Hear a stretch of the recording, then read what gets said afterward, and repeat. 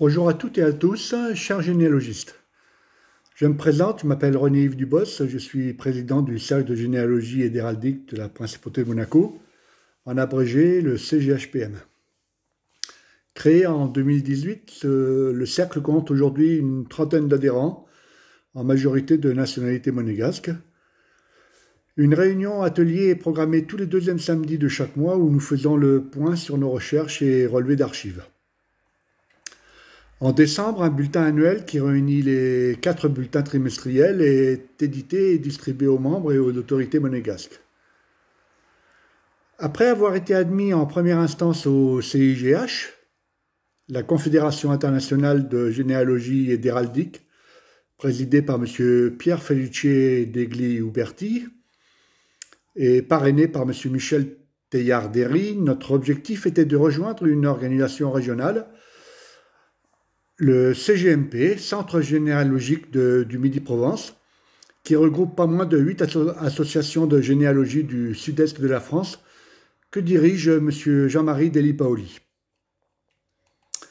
Cette intégration fut accordée après notre adhésion obligatoire à la FFG, Fédération française de généalogie, en fin 2019. C'est d'ailleurs après une conversation téléphonique avec la présidente de la FFG, Mme Valérie Arnold-Gauthier, au sujet de la fête de la Saint-Nicolas dans l'Est de la France, qui m'a demandé de vous en parler. Car oui, Saint-Nicolas est aussi fêté avec ferveur en Principauté. Monaco est une terre de tradition. De nombreuses manifestations ont lieu au cours de l'année et ce depuis des siècles. Je veux parler de la Sainte Dévote, sainte patronne de la Principauté de Monaco et de la famille princière, qui est fêtée le 27 janvier.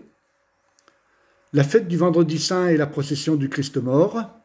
La fête Dieu. Le Jeudi Saint en mai-juin. La Saint-Jean avec son feu de joie place du Palais le 24 juin.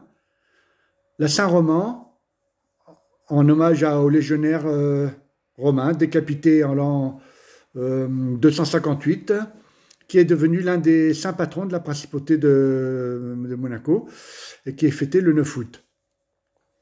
Il y a aussi la fête nationale, le 19 novembre, la Sainte-Cécile, sainte patronne des musiciens le dimanche suivant, et le 24 décembre, Upan de Natale, cérémonie bénédiction d'un petit paron décoré de 5 noix en forme de croix et orné d'un petit rameau d'olivier, qui est organisé par le Comité national des traditions monégasques avec le concours de la mairie de Monaco.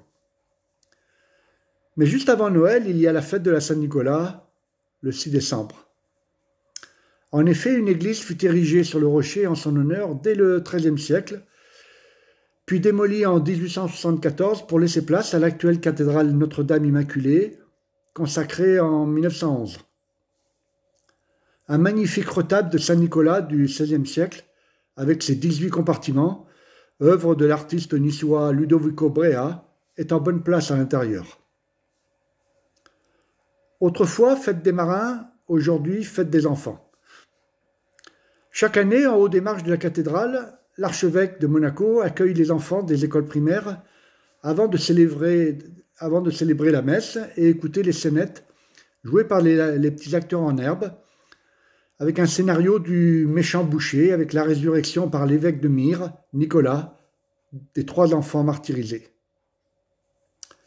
Puis, dans un vacarme organisé, tous déambulent dans les ruelles de la vieille ville, en battant leur tambour, étant récompensés par les friandises offertes par le maire de Monaco, également membre d'honneur du CGHPM.